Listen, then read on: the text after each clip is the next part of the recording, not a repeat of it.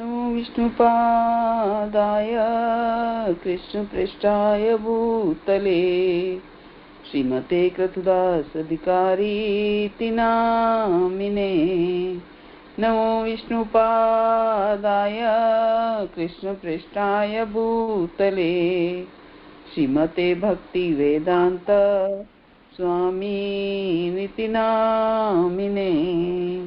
नमस्ते सारस्वते देवे गौरवाणी प्रचारिणे निर्विशेष शून्यवादी पाश्चात्य देशतारिणे।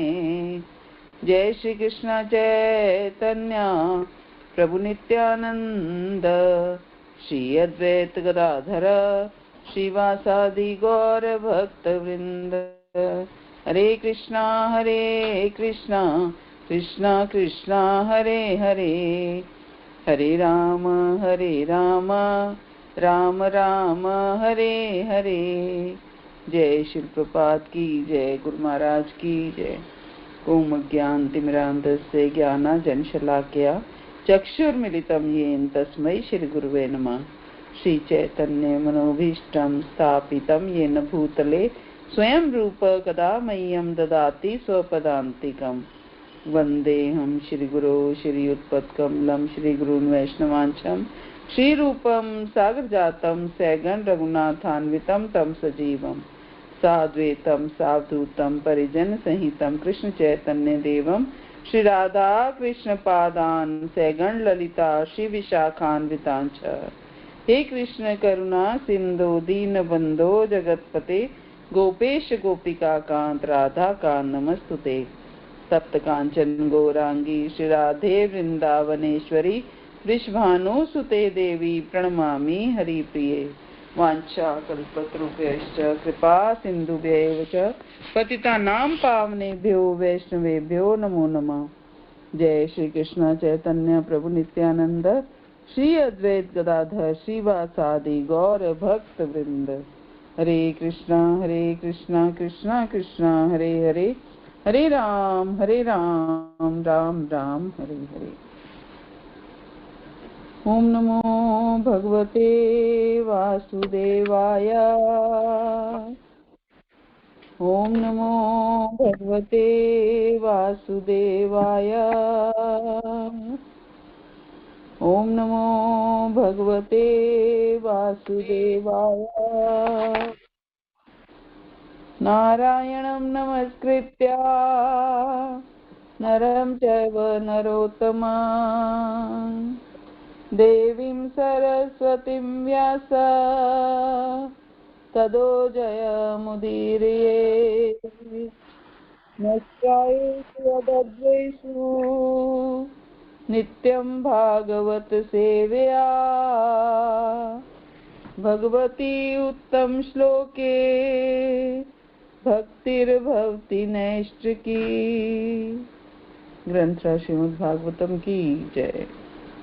ग्रंथ श्रीमद् भागवतम स्कंदो अध्याय 9 श्लोक संख्या 33 से आज हम करेंगे। तो पहले श्लोक गा लेते हैं।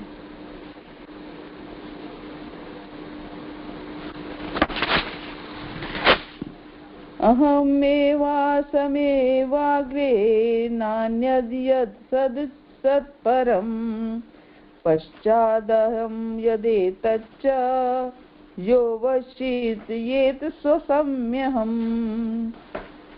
अहमेवासमेवाग्रे नान्यद् यत् सत्परं पश्चादहं यदेतच्च यो वशिष्येत स्वसम्यहम्। कोई आवृत्ति करना चाहता? हरे कृष्ण माता जी।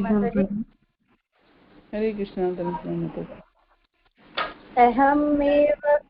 अहमेव संवेवाग्रे ज्ञानयत् यत् तत् सत्परं पश्चादहं यदेतत् योह अविद्येत समायम्। हरे कृष्ण। हरे कृष्ण माता जी प्रणाम। हरे कृष्ण। अहम् एवासमेवाग्रे नयनाद्यत् यत् सत्परम पश्चात् अहं यदेतच्च योऽवशिष्येत सोऽस्म्यहम्। हरे कृष्ण माता जी। हरे कृष्णा प्रणाम। हरे कृष्ण माता जी, दंडवत प्रणाम। हरे कृष्ण माता जी। अहम एवा समग्रे न अन्यत् सत् असत् परम पश्चात् अहम यत् यो अवशिष्य अस्याम्।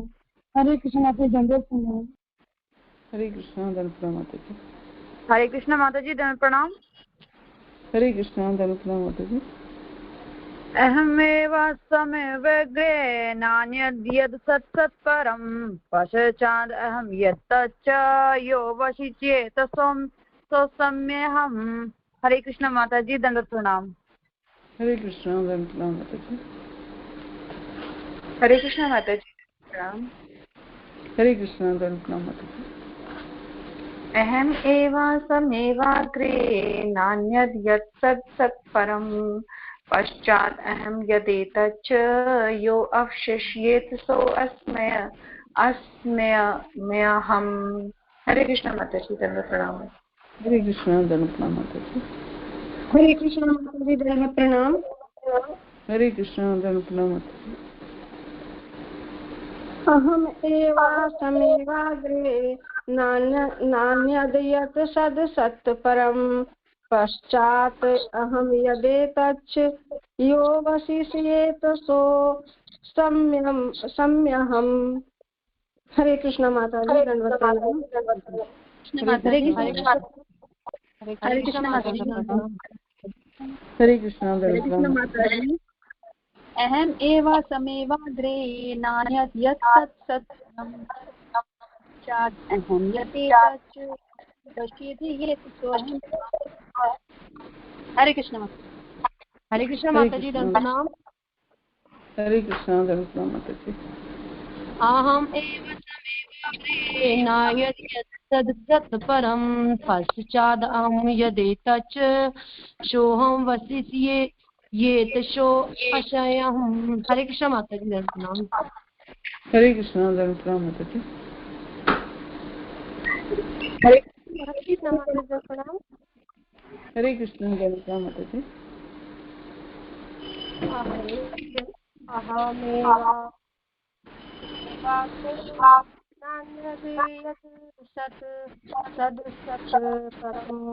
पश्चात् यो वशिष्यते सोऽस्म्यहम्। हरे कृष्ण माता जी, प्रणाम।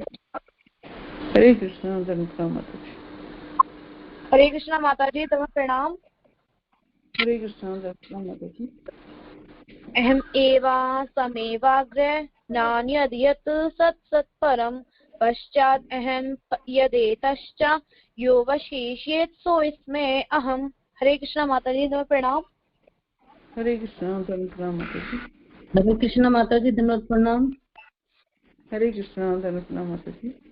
अहम् एवासमेवाग्रे नान्यद् यत् सत्परं पश्चात् अहं यदेतच्च योऽस वशिष्येत सोऽस्म्यहम्। दंडवत प्रणाम माता जी। हरे कृष्ण माता जी। हरे कृष्णा प्रणाम माता जी। हरे कृष्ण माता जी, दंडवत प्रणाम। हरे कृष्णा अहमेवासमेवाग्रे नान्यद् यत् सत्परं पश्चात् अहं यदेतच्च यो वशिष्येत सोऽस्म्यहम्। हरे कृष्ण माता जी, दंड प्रणाम। हरे कृष्णा प्रणाम माता जी। हरे कृष्ण माता जी, धनु प्रणाम। हरे कृष्णा प्रभु जी प्रणाम। अहमेवासमेवाग्रे नान्यद्यत् सत्परं पश्चादहं यदेतच्च यो वशिष्येत सोऽस्म्यहम्। हरे कृष्ण, धनु प्रणाम माता जी। हरे कृष्णा प्रणाम प्रभु जी। हरे कृष्ण माता जी, दंडवत प्रणाम। प्रणाम। हरे कृष्णा, दंडवत प्रणाम माता जी। अहम वासमेवाग्रे नान्यद्यत् तत्सत्परम् पश्चाद् अहम यदेतच्च यो वशिष्येत् सोमयम्। हरे कृष्ण, दंडवत प्रणाम माता जी। हरे कृष्णा, दंडवत प्रणाम माता जी। हरे कृष्ण माता जी, दंडवत प्रणाम। हरे कृष्णा, दंडवत प्रणाम माता जी।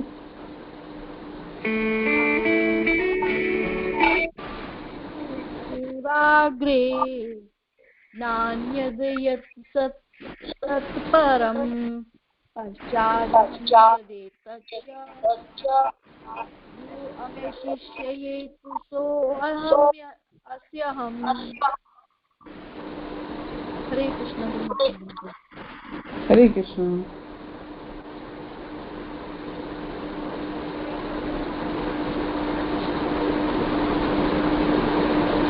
हरे कृष्णा माता जी, बहुत प्रणाम।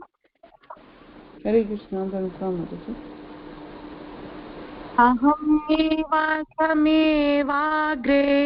नान्यदयत् सदसत्परम् पश्चादहं यदेतच्च तो वशिष्यत सोऽस्म्यहम्। हरे कृष्णा, दंडवत प्रणाम। हरे कृष्णा, दंडवत प्रणाम माता जी।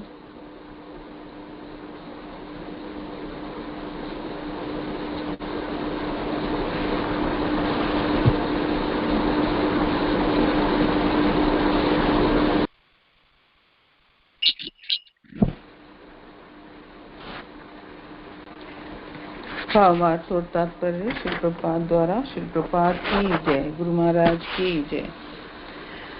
हे ब्रह्मा, वे मैं ही हूँ जो सृष्टि के पूर्व विद्यमान था, जब मेरे अतिरिक्त कुछ भी नहीं था। तब इस सृष्टि की कारण स्वरूपा भौतिक प्रकृति भी नहीं थी। जिसे तुम अब देख रहे हो वह भी मैं ही हूँ, और प्रलय के बाद जो शेष रहेगा वह भी मैं ही हूँ। तो क्या बता रहे हैं भगवान? ये चतुर्श्लोकी भागवत का पहला श्लोक है। उसमें भगवान क्या कह रहे हैं? ये 4 श्लोक चतुर्श्लोकी भागवत कहलाते हैं। तो ये 4 श्लोक भगवान ने जो भागवत जो भगवान से प्रकट हुई, इन 4 श्लोकों के माध्यम से प्रकट हुई। भगवान ने अपने श्री मुख से ये 4 श्लोक ब्रह्मा जी को दिए, तो ये भागवत कहलाए, चतुर्श्लोकी भागवत कहलाए। फिर ब्रह्मा जी ने इन 4 श्लोकों का विस्तार किया और विस्तार करके इसको नारद जी को दिया, और फिर नारद जी ने उनका विस्तार किया और विस्तार करके किसे दिया? व्यासदेव जी को। फिर व्यासदेव जी ने उनका विस्तार किया और श्रीमद् भागवत को लिखित रूप में दिया, है ना। और फिर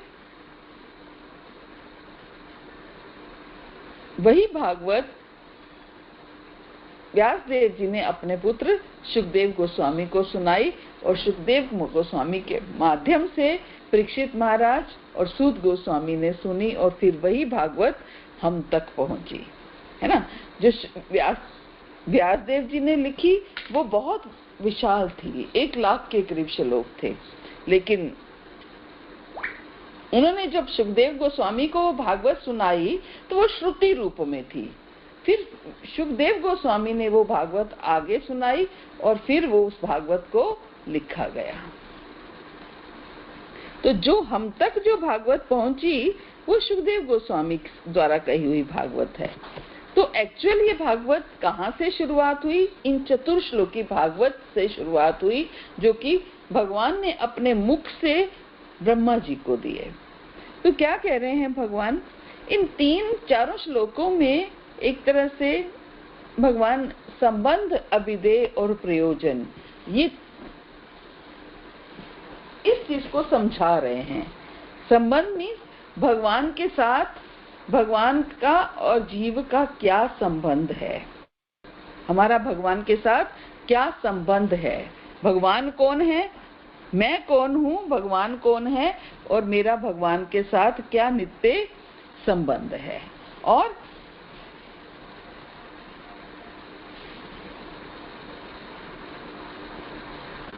मुझे वो संबंध स्थापित करने के लिए, पूर्ण करने के लिए क्या करना होगा। अभिधेय, मुझे क्या उस संबंध को निभाने के लिए क्या करना होगा और वो निभाने से मुझे क्या प्राप्त होगा, ये श्लोक हमें समझाते हैं। तो सबसे पहले भगवान ब्रह्मा जी को क्या बता रहे हैं, अहम मेवास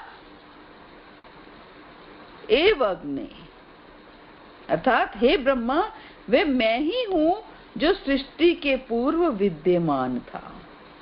भगवान अपने बारे में बता रहे हैं कि ये ऐसा नहीं है कि सृष्टि, हमने तो सृष्टि को देखा, लेकिन सृष्टि से पहले ब्रह्मा जी भी जब प्रकट हुए तो उन्होंने क्या देखा, कुछ भी नहीं था, लेकिन भगवान थे, है ना। ब्रह्मा जी ने क्या देखा कि वो एक नाल में से प्रकट हो रहे हैं, और नाल के बीच में से भी जाके देखा तो कुछ नहीं। नाल किसकी है, तो भगवान की नाभि कमल से निकली हुई नाल है ना। तो यानी कि भगवान ब्रह्मा जी से पहले थे। तो वही भगवान ब्रह्मा जी को कह रहे हैं कि हे ब्रह्मा, वे मैं ही हूँ जो सृष्टि के पूर्व विद्यमान था। ये सृष्टि नहीं थी, उससे भी पहले मैं विद्यमान था, जब मेरे अतिरिक्त कुछ भी नहीं था। मैं अकेला था, अकेला मैं था, मेरे अतिरिक्त कुछ भी नहीं था। तब इस सृष्टि के कारण स्वरूपा भौतिक प्रकृति भी नहीं थी। जो भौतिक प्रकृति आज हमें दिख रही है, ये पेड़ पौधे हैं, ये जंगल है, वन है, नदियां हैं, पहाड़ हैं, ये सारी क्या है, ये भौतिक प्रकृति है ना। ये भी नहीं थी, भगवान कहते ये भी नहीं थी, कुछ भी नहीं था। भौतिक प्रकृति भी पहले मैंने उत्पन्न की, महत्त्व के रूप में प्रकट की, और फिर उसको एक्टिव किया मैंने। जब मैंने दृष्टिपात किया तो वो एक्टिव हुई। भगवान कहते ना, अहम बीज प्रदाता पिता, मैं बीज प्रदान करने वाला पिता हूँ। तो बीज तो भगवान ने प्रदान किया, भौतिक प्रकृति में बीज प्रदान किया हर चीज का, लेकिन बीज अगर बोरे में भर के बीज पड़ा हुआ है तो क्या वो पौधा उत्पन्न कर देगा, पेड़ लगा देगा? नहीं, है ना। बीज को फलीभूत करना पड़ेगा। तो भगवान ने बीज तो प्रदान किया, लेकिन उसके ऊपर अभी दृष्टि नहीं डाली। पहले वो ऐसे अव्यक्त अवस्था में, सुप्त अवस्था में है। जब क्या है, महत्त्व है। भगवान ने अपनी दृष्टि डाली तो वो एक्टिव हुआ, है ना, वो एक्टिव हुआ। तो भगवान क्या कह रहे हैं, तब इस सृष्टि की कारण स्वरूपा भौतिक प्रकृति भी नहीं थी, मैं अकेला ही था, और वह भी मैं ही हूँ। भगवान क्या कह रहे हैं, ये भौतिक प्रकृति जो तुम देख रहे हो वो भी मैं ही हूँ। अब हम सोचेंगे कि भौतिक प्रकृति कैसे भगवान हो सकते हैं, क्योंकि भगवान के द्वारा प्रकट की गई है। भगवान कहते हैं भौतिक प्रकृति भी मैं हूँ। हम कहते हैं ना, ये इस पेड़ में भी भगवान है, इस पत्ते में भी भगवान है, पत्ते पत्ते में भगवान है, जर्रे जर्रे में भगवान है। कैसे? क्योंकि भगवान ने ये प्रकृति उत्पन्न की है, भगवान ने सब कुछ उत्पन्न किया है। अकेले भगवान थे, कुछ भी नहीं था। जो कुछ भी देख रहे हैं हम दूर दराज तक, वो सब कुछ भगवान है। भगवान क्या कहते हैं, जिसे तुम अब देख रहे हो वह भी मैं हूँ, और प्रलय के बाद जो भी शेष रहेगा वो भी मैं ही हूँ। भगवान ने इस श्लोक में 3 बार अहम शब्द यूज किया है। अहम मेवास्म एव अग्नि। फिर कहाँ यूज किया है,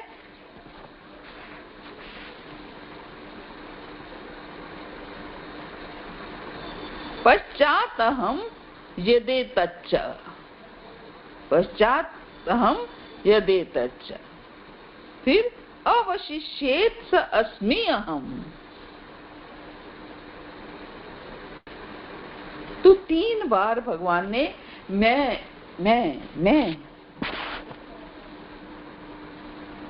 कि मैंने ही सब कुछ उत्पन्न किया है, मुझसे पहले कुछ नहीं था। 3 बार क्यों यूज किया है? कोई भी बात हमने स्ट्रेस देकर अगर कहनी होती है तो उसको रिपीट कहते हैं। चैतन्य में आता ना, हरेर नाम केवलम कलो नास्तेव नास्तेव नास्तेव गतिरन्य था। हरि का नाम और हरि का नाम 3 बार बोला गया। तो ऐसे ही भगवान बार बार क्या बोल रहे हैं? अहम एवास्म, पश्चात अहम यत्, और अस्मि अहम। बार बार अहम बोल रहे हैं। क्यों? वो बताना चाह रहे हैं ब्रह्मा जी को कि पूर्ण पुरुषोत्तम भगवान स्वयं बता रहे हैं और शब्दों को जोर दे के बता रहे हैं कि मैं ही वो पूर्ण पुरुषोत्तम भगवान हूँ जो सृष्टि से पहले विद्यमान था। मैं ही सृष्टि का पालन करता हूँ और प्रलय के पश्चात मैं ही बचा रहता हूँ। ब्रह्मा भी इन्हीं परमेश्वर की सृष्टि है। सृष्टि है मतलब ब्रह्मा भी इन्हीं परमेश्वर द्वारा उत्पन्न किए गए हैं। इन्हीं परमेश्वर की सृष्टि है। ब्रह्मा भी उत्पन्न किए गए हैं। प्रभा कहते हैं कि पिता से पहले एक पुत्र उत्पन्न होता है और इस पुत्र से कई पुत्र उत्पन्न होते हैं और वे सभी मानव प्राणी के रूप में एक हैं। सारे ही मानव प्राणी हैं, किंतु पुत्र पौत्र पिता से भिन्न भी हैं। एक भी हैं और भिन्न भी हैं। एक कैसे हैं? सारे मानव प्राणी हैं लेकिन भिन्न भी हैं। पुत्र पिता का स्थान नहीं ग्रहण कर सकता और ना ही पौत्र ग्रहण कर सकता है। इस प्रकार पिता पुत्र और पौत्र एक होते हुए भी पृथक हैं।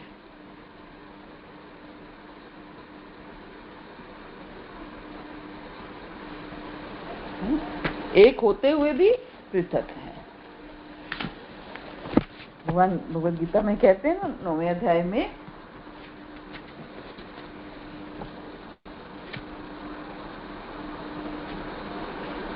मय्या तत्मिदं सर्वं जगत अव्यक्त मूर्तिना।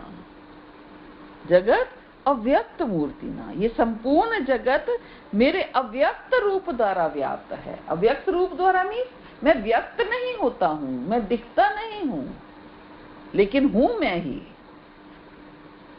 मेरे अव्यक्त रूप द्वारा व्याप्त है। अब हम देखें सामने हमारे अगर एक चेयर पड़ी है तो वो चेयर क्या भगवान है? हाँ भगवान है, लेकिन भगवान नहीं है। हम उनकी पूजा नहीं करेंगे लेकिन भगवान है। क्यों? क्योंकि चेयर लकड़ी से बनी है, लकड़ी पेड़ से आई है और पेड़ भूमि से उत्पन्न हुआ है और भूमि भगवान का ही शक्ति है। भूमि जल वायु अग्नि और आकाश भगवान ने ही उत्पन्न की है। इसलिए भगवान क्या कह रहे हैं? वे अपनी अव्यक्त मूर्ति के द्वारा संपूर्ण जगत में व्याप्त हैं। तो ये समझने की बात है कि जिस व्यक्ति का संपूर्ण जगत पर नियंत्रण है उसी को ही हम जगत का स्वामी मानेंगे। इसलिए श्री कृष्ण को ही जगन्नाथ, जगतपति, जगदीश इन नामों से पुकारा जाता है। हम जीवात्माएं किसी वस्तु या किसी व्यक्ति के स्वामी या नाथ बनना चाहते हैं, लेकिन हमारा नियंत्रण भी वस्तु या व्यक्ति के ऊपर नहीं होता।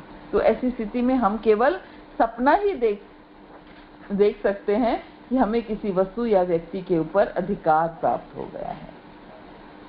तो इसलिए भगवान क्या कह रहे हैं? वे अपनी अव्यक्त मूर्ति के द्वारा संपूर्ण जगत में व्याप्त हैं।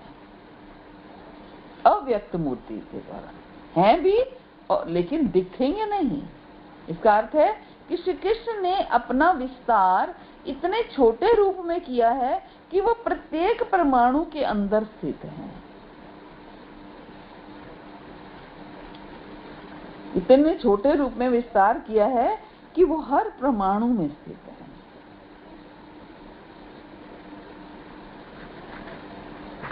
ब्रह्म संहिता में ब्रह्मा जी कहते हैं ना, एको अप्यसौ रचयितुं जगदण्ड कोटिं यत् शक्ति अस्ति जगदण्ड चयायदन्त अंडान्तरस्थ परमाणु चयान्तरस्थं गोविन्दमादिपुरुषं तमं भजामि। कि भगवान इतने विशाल हैं कि संपूर्ण ब्रह्मांड उनका शरीर है, परंतु साथ ही साथ श्री कृष्ण इतने छोटे हैं कि प्रत्येक परमाणु के अंदर भी स्थित हैं, हर परमाणु के अंदर भी स्थित है। तो यहाँ पर अव्यक्त का अर्थ निराकार नहीं है। भगवान अव्यक्त जरूर हैं लेकिन निराकार नहीं है, बल्कि अव्यक्त का अर्थ है कि श्री कृष्ण इतने अधिक सूक्ष्म हैं कि हम अपनी इंद्रियों के द्वारा उनकी अनुभूति नहीं कर सकते हैं, परंतु वे प्रत्येक परमाणु के अंदर प्रविष्ट रहते हैं। भगवान भगवद गीता में कहते हैं कि योगी लोग श्री कृष्ण का चिंतन अणु से छोटे परमाणु के अंदर करते हैं। प्रभुपाद कहते हैं कि श्री कृष्ण परमेश्वर के रूप में परमाणु में तथा सभी के हृदय में प्रवेश करते हैं और परमात्मा के रूप पर सब पर नियंत्रण करते हैं।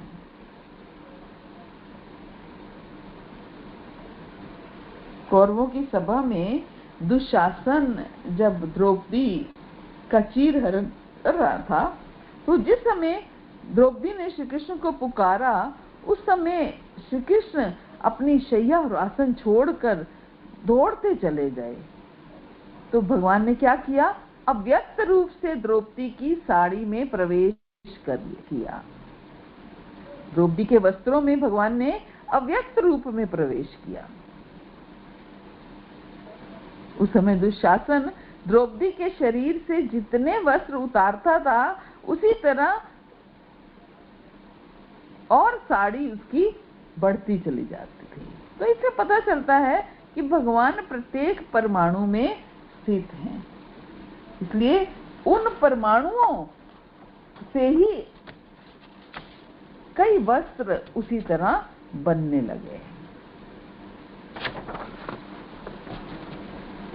कहते हैं कि श्री कृष्ण प्रत्येक ब्रह्मांड के प्रत्येक परमाणु में भी पूर्ण रूप से विराजमान रहते हैं।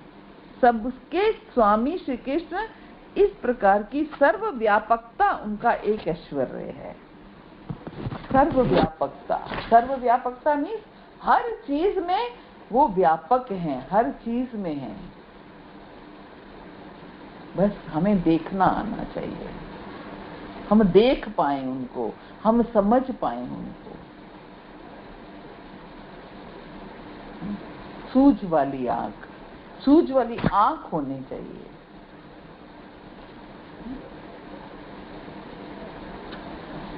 जरे जरे में है झांकी भगवान की, किसी सूझ वाली आँख ने पहचान ली। जरे जरे में है झांकी भगवान की, किसी सूझ वाली आँख ने पहचान ली। जरे जरे में है झांकी भगवान की।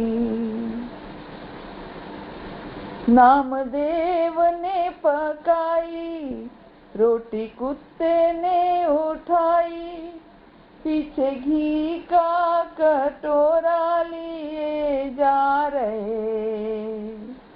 भगवान रूखी तो ना खाओ, थोड़ा घी तो लगाओ, रूप अपना क्यों मुझे से छिपा रहे।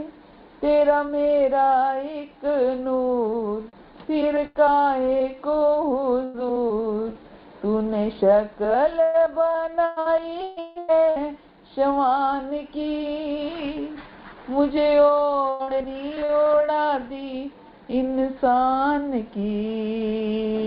जरे जरे में है झांकी भगवान की, किसी सूझ वाली आँख ने पहचान ली। जरे जरे में है झांकी भगवान की। निगाह मीरा की निराली पी के जहर पे आली, ऐसा गिरधर बसाया हर श्वास में। जब आया काला नाग बोली धन मेरे भाग, आज आए प्रभु सांप के लिबास में। आओ आओ गिरधारी मेरे कृष्ण मुरारी, मैं बलिहारी जाऊं आपके एहसान की। ऐसी कृपा है कृपा निधान की, जरे जरे में है झांकी भगवान की। किसी सूझ वाली आँख ने पहचान ली, जरे जरे में है झांकी भगवान की। इसी तरह सूरदास निगाह जिनकी थी खास, ऐसा नैनों में नशा था हरि नाम का। नैन हुए जब बंद तब मिला वो आनंद, देखा जब नजारा भगवान का। हर जगह वो समाया सारे जग को बताया, आई आंखों में रोशनी थी ज्ञान की। देखी झूम झूम झांकी भगवान की, जरे जरे में है झांकी भगवान की। किसी सूझ वाली आँख ने पहचान ली, जरे जरे में है झांकी भगवान की। गुरु नानक कबीर सही जिनकी थी नजीर, देखा पत्ते पत्ते में भगवान को। नजदीक और दूर वो ही हाजिर हुजूर, यही सार समझाया संसार को। ये जहां शहर गांव और जंगल बियाबान, मेहरबानियां है उस मेहरबान की। सारी चीजें हैं एक ही दुकान की, जरे जरे में है झांकी भगवान की। किसी सूझ वाली आँख ने पहचान ली, जरे जरे में है झांकी भगवान की। तो ये सूझ वाली आँख उत्पन्न करनी है, स्वयं भगवान ब्रह्मा जी को ये संदेश दे रहे हैं। प्रभु क्या बता रहे हैं कि संसार में जो कुछ भी दिख रहा है वह भी भगवान की शक्ति का विस्तार है, और भगवान की शक्ति के प्रदर्शन के अंत में जो कुछ बचता है वह भी पूर्ण पुरुषोत्तम भगवान है। जो कुछ भी दूर दृष्टि डाल के देखिए, जो कुछ भी दिख रहा है वो भी भगवान है, और शक्ति के प्रदर्शन के अंत में भी जो कुछ बचता है वो भी पूर्ण पुरुषोत्तम भगवान है।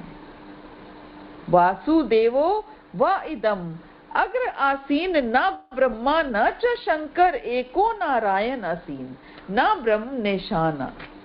क्या कह रहे हैं कि सृष्टि के पूर्व वासुदेव के अतिरिक्त कुछ नहीं था, ना तो ब्रह्मा थे ना शंकर, केवल नारायण थे, कोई दूसरा नहीं, ना ब्रह्मा ना ईशान। श्रीपद शंकराचार्य ने भी भगवत गीता के भाष्य में इसको क्लियर किया है कि नारायण समस्त सृष्टि से परे हैं और समग्र सृष्टि अव्यक्त का फल है, अव्यक्त का फल है। भगवान अव्यक्त रूप में पूरी सृष्टि में है, इसलिए सृष्टा और सृष्ट में हमेशा अंतर रहता है। जो सृष्टि करता है और जो सृष्टि होती है उनमें हमेशा अंतर रहता है। जो क्रिएटर है और जो क्रिएशन है उन दोनों में अंतर होता है।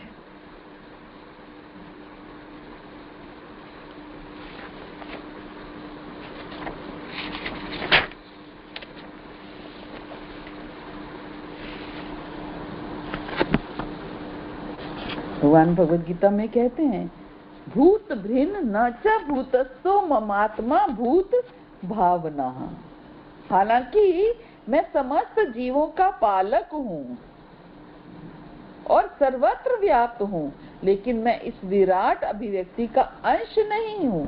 क्यों? क्योंकि ये मैं सृष्टि का कारण स्वरूप हूँ।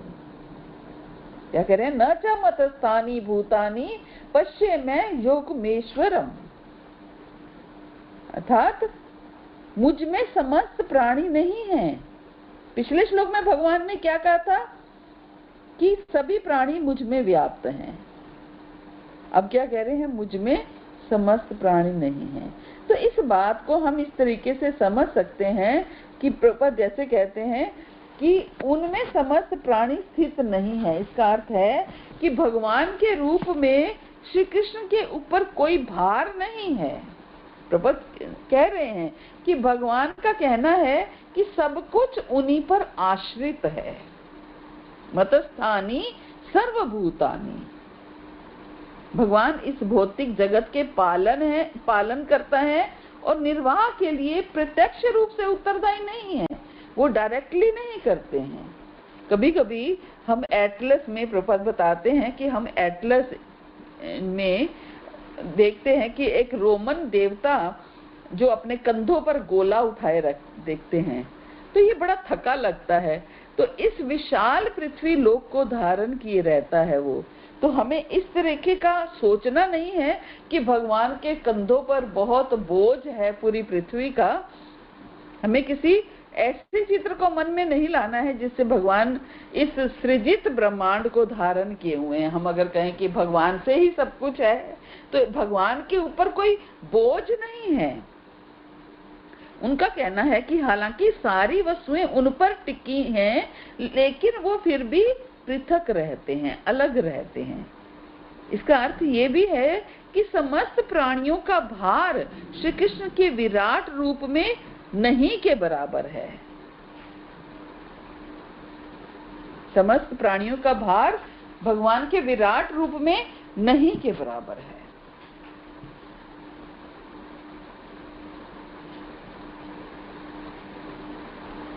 यदि हम अपने शरीर में वस्त्रों को धारण करते हैं तो हमें उन वस्त्रों का भार महसूस नहीं होता।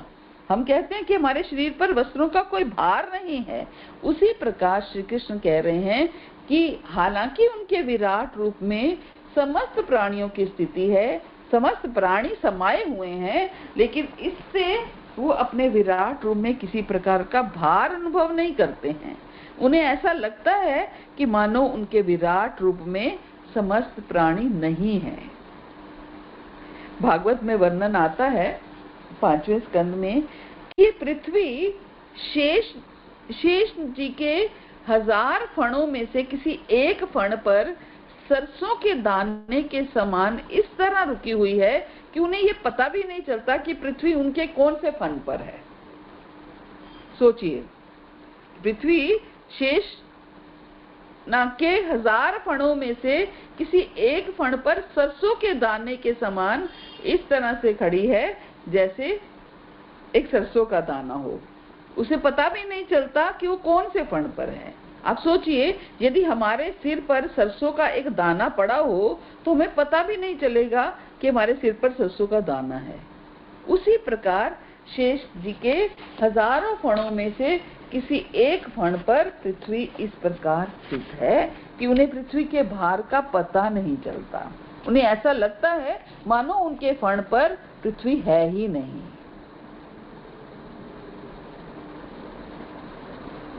तो यहाँ भगवान क्या कह रहे हैं कि वे अपने विराट रूप में सारी सृष्टि को इस तरह धारण करते हैं जैसे उनके शरीर में संपूर्ण सृष्टि है ही नहीं। भगवान यही कह रहे हैं कि एक ऐसे ईश्वर हैं जिनके अंदर दो विरोधी बातें एक साथ घटित होती हैं। श्री कृष्ण क्या है?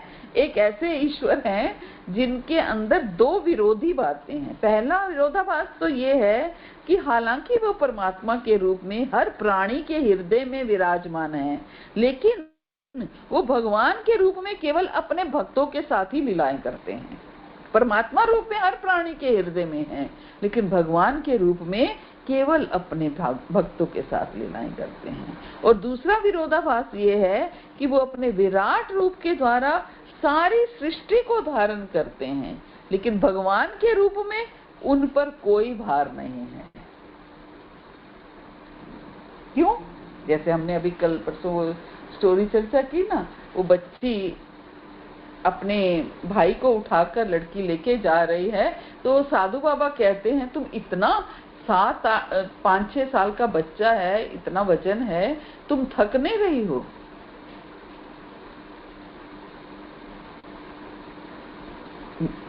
तो क्या बोलती है? ये कोई भार नहीं है, ये मेरा भाई है, भाई।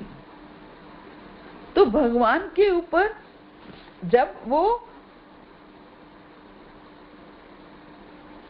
अपने विराट रूप के द्वारा सृष्टि को धारण करते हैं, लेकिन भगवान के रूप में उन्हें कोई भार नहीं है, क्योंकि जहां भगवान है वहां सृष्टि भक्त है।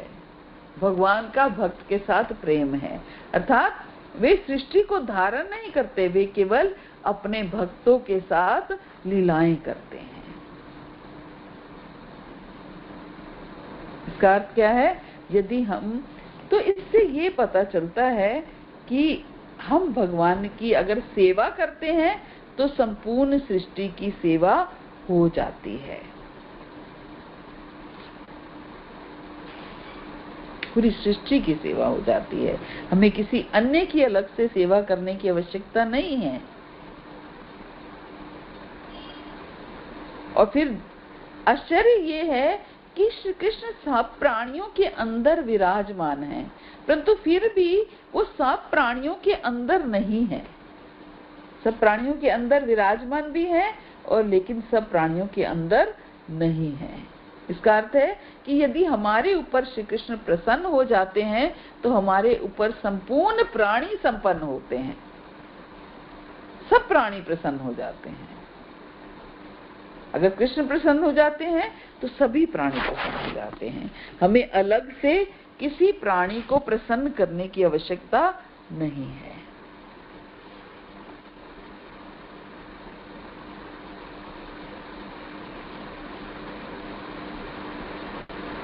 लेकिन एक सामान्य व्यक्ति इस बात को नहीं समझ पाता ना।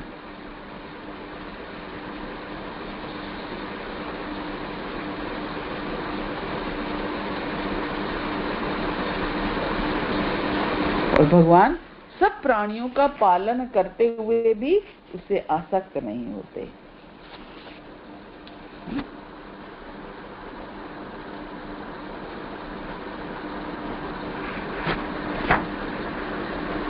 जिस समय व्यक्ति अपने बच्चे का पालन करता है तो स्वाभाविक है कि व्यक्ति को उस बच्चे के प्रति मोह हो जाता है, आसक्ति हो जाती है। लेकिन श्री कृष्ण में ऐसी बात नहीं है। वो सब प्राणियों का पालन करते हैं लेकिन उनके प्रति आसक्त नहीं है। श्री कृष्ण सब प्राणियों को उत्पन्न करते हुए भी काल के रूप में उनका विनाश भी करते हैं। जिस समय किसी प्राणी की उत्पत्ति होती है, ठीक उसी समय से श्री कृष्ण उनका विनाश की प्रक्रिया आरंभ कर देते हैं। कहते हैं ना कि जन्म के समय ही मृत्यु की डेट निश्चित होती है। तो विनाश की प्रक्रिया, एक दिन का बच्चा हुआ, एक दिन का विनाश हो गया, 2 दिन का बच्चा हुआ, 2 दिन का विनाश हो गया। तो विनाश की प्रक्रिया उत्पत्ति के समय ही शुरू हो जाती है। काल के रूप में श्री कृष्ण सभी प्राणियों का संहार करते हैं।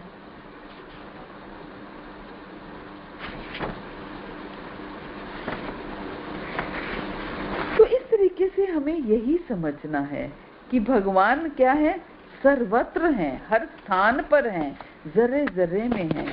प्रभुपाद क्या समझा रहे हैं कि भगवान का निर्गुण रूप भौतिक जगत में इसलिए विद्यमान है क्योंकि भौतिक नेत्रों या इंद्रियों से भगवान को देखा नहीं जा सकता। भगवान का दर्शन करने की आशा से पूर्व इंद्रियों को आध्यात्मिक या दिव्य बनाना होगा। बहुत से लोग कहते हैं कहाँ है भगवान, दिखते हैं कभी, दिखाओ। अरे भाई, वो दृष्टि तो चाहिए, इसलिए भगवान ने अपना निर्गुण रूप भी बनाया, निराकार रूप भी बनाया, है ना। तो भगवान का निर्गुण रूप पूरे जगत में है, हर रूप में है, क्योंकि भौतिक इंद्रियों से भगवान नहीं देखे जा सकते। भगवान का दर्शन करने की आशा से पहले इंद्रियों को दिव्य बनाना होगा, किंतु वो हमेशा साकार रूप में रहते हैं और वैकुंठ लोक के वासियों को साक्षात दिखते हैं।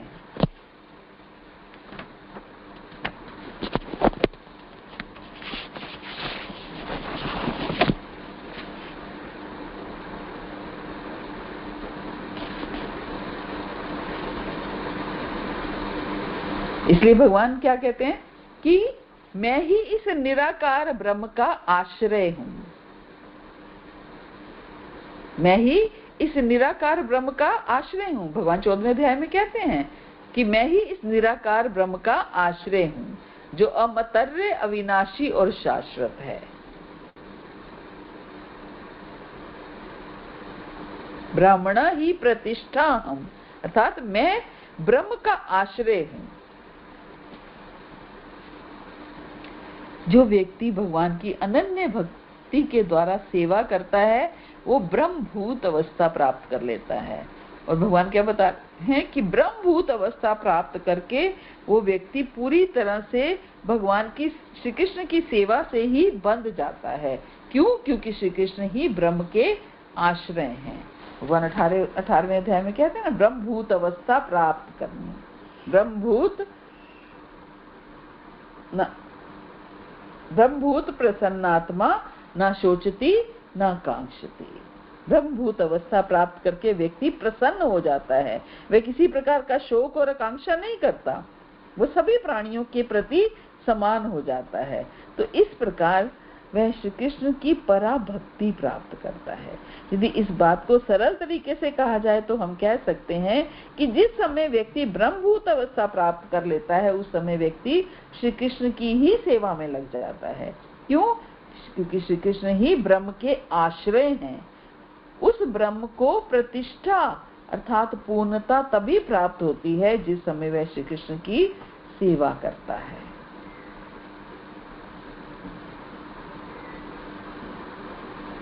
जिस समय ब्रह्म के रूप में जीव श्री कृष्ण की सेवा करता है उस समय उस ब्रह्म को पूर्णता प्राप्त होती है। इसका अर्थ क्या है? इसका अर्थ ये भी है कि जब तक ब्रह्म के रूप में जीवात्मा श्री कृष्ण की सेवा नहीं करता तब तक वह पूर्ण नहीं होता। 10वें स्कंद में कहा गया ना कि ब्रजवासियों का कैसा भाग्य है। उनके भाग्य के विषय में क्या कहा जाए। उनके साथ वे श्री कृष्ण रहते हैं जो सनातन पूर्ण ब्रह्म है। तो इस बात से ये निष्कर्ष निकलता है कि जिस समय जीव ब्रह्मभूत अवस्था में आ जाता है उस समय वह परम ब्रह्म श्री कृष्ण की सेवा के प्रति उसी प्रकार आकर्षित होता है जिस प्रकार नदियां समुद्र की ओर आकर्षित होती हैं।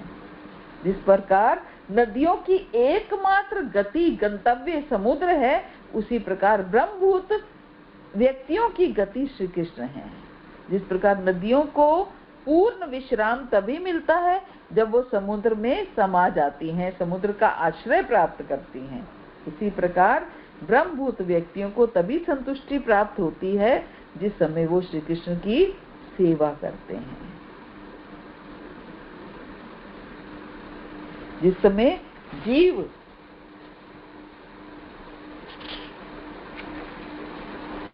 श्री कृष्ण की अव्याभिचारिणी भक्ति, अनन्य भक्ति से सेवा करता है, उस समय वो पहला परिणाम तो ये प्राप्त करता है कि वह 3 गुणों के बंधन से मुक्त हो जाता है और इस स्थिति में वो माया की सेवा से मुक्त हो जाता है।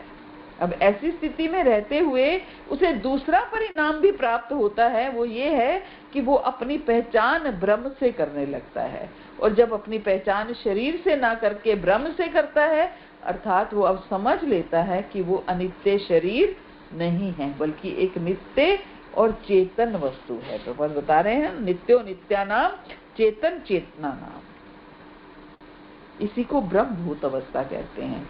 ऐसी स्थिति में उसे मृत्यु का कोई भय नहीं रहता। अब ऐसी स्थिति में उसे तीसरा परिणाम ये प्राप्त होता है कि वो प्रसन्न हो जाता है। इस अवस्था में उसे किसी भौतिक वस्तु के खोने पर शोक नहीं होता, उसे किसी भौतिक वस्तु को प्राप्त करने की आकांक्षा भी नहीं होती। और अब इस अवस्था में उसे चौथा परिणाम ये प्राप्त होता है कि वह सभी प्राणियों के प्रति समान हो जाता है। उसकी दृष्टि में ये पूरा जगत अनित्य दिखाई देता है और उसे स्वर्ग की प्राप्ति और नरक की प्राप्ति में कोई भी अंतर नहीं दिखाई देता। और ऐसी फिर अवस्था में उसे पांचवा परिणाम ये प्राप्त होता है कि उसे श्री कृष्ण के प्रति प्रेमा भक्ति की प्राप्ति होती है। तो इस प्रकार हमें ये समझना चाहिए कि जिस समय व्यक्ति प्रकृति के 3 गुणों से बंधा होता है, उस समय वह श्री कृष्ण की अनन्य भक्ति से प्रारंभ करता है, और जिस समय वो 3 गुणों से मुक्त हो जाता है तो ब्रह्मभूत हो जाता है, उस समय श्री कृष्ण की पराभक्ति प्राप्त करता है। क्यों? क्योंकि ब्रह्म के रूप में जीवात्मा प्रेमा भक्ति के द्वारा परम ब्रह्म रूपी श्री कृष्ण की सेवा करता है।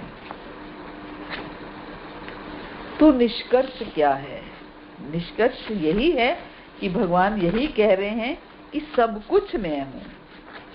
तो पर क्या कहते हैं? नारद को उपदेश देते हुए स्वयं ब्रह्मा जी ने भी इसी सत्य को स्वीकार किया है। पूर्ण पुरुषोत्तम भगवान हरि के अतिरिक्त समस्त कारणों का कारण कोई अन्य नहीं है। अतः अहमेव इत्यादि श्लोक परमेश्वर के अतिरिक्त और कुछ सूचित नहीं करता। इसलिए मनुष्य को ब्रह्म संप्रदाय अर्थात ब्रह्मा से नारद फिर व्यास जी का अनुसरण करना चाहिए और श्री भगवान हरि या श्री कृष्ण को प्राप्त करना ही जीवन का लक्ष्य बनाना चाहिए। शुद्ध भक्तों को दिया गया ये परम गुह्य उपदेश अर्जुन को तथा सृष्टि के प्रारंभ में ब्रह्मा को भी दिया गया था। निस्संदेह ब्रह्मा विष्णु महेश इंद्र चंद्र वरुण ये सब देवता विभिन्न कार्यों को संपन्न करने के लिए भगवान के ही विभिन्न रूप हैं। ये सारे जो देवता हैं विभिन्न कार्यों को संपन्न करने के लिए भगवान के ही विभिन्न रूप हैं। सृष्टि के विभिन्न अवयव अनेक शक्तियां भी उसी भगवान की हैं, लेकिन इन सबों के मूल भगवान श्री कृष्ण हैं। इसलिए मनुष्य को चाहिए कि शाखाओं तथा पत्तियों से मोहग्रस्त ना होकर मूल को ही ग्रहण करें। क्या करें? मूल को ग्रहण करें, शाखाओं और पत्तियों से मोहग्रस्त ना हो। बस ये 7 देवी देवताओं को भगवान ने विभिन्न कार्यों के लिए नियुक्त किया है। विभिन्न कार्यों को संपन्न करने के लिए भगवान के ये विभिन्न रूप हैं और ये सब विभिन्न अवयव अनेक शक्तियां भी उसी भगवान की हैं। लेकिन मूल भगवान श्री कृष्ण हैं। इसलिए मनुष्य को चाहिए कि शाखाओं तथा पत्तियों से मोहग्रस्त ना होकर मूल को ही ग्रहण करें। तो क्या कह रहे हैं साफ साफ शब्दों में, यही इस श्लोक की शिक्षा है। क्या शिक्षा है? कि मूल को ही ग्रहण करना है। कृष्ण की भक्ति करो, कृष्ण की पूजा करो, सबकी पूजा अपने आप हो जाएगी। मन्मना भव मद भक्तो मद्याजी मा नमस्कुरु माम में वेश्यसी सत्यम ते प्रतिजाने प्रियोसिनी। तो ये समझाना चाह रहे हैं भगवान चतुश्लोकी भागवत के पहले श्लोक से। हरे कृष्णा। श्री प्रभुपाद की जय, गुरु महाराज की जय, आप सब भक्तों की जय।